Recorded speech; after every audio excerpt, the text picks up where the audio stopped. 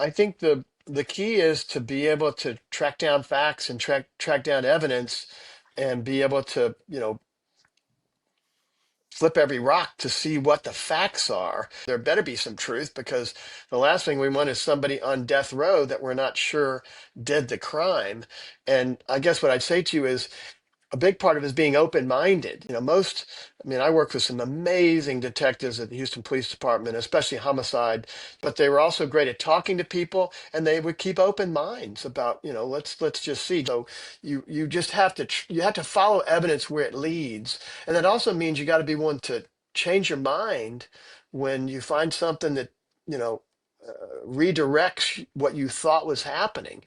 And of course, prosecutors are duty bound to do justice, which means, you know, doing justice may be convicting somebody, doing justice may be saying, hey, letting them free. But it's really just looking and listening and tracking down evidence and being organized. A thing I would do a lot when I was a prosecutor is I would always carefully listen, especially in the very beginning, to what defense attorneys were saying. And I'd say, okay, I'll sign it, but tell me what your guy says happened. And they'd say, well, my guy says he was at a pool tournament in Louisiana when all this went down. So I would write on my copy, says he's in a pool tournament in Louisiana. So that's something we would have to check out. And I'm not sure everybody would check out those stories because sometimes they'd be true and sometimes they wouldn't. But it would Hmm. help you to figure out what is the truth because I would listen to the other side because, they're not.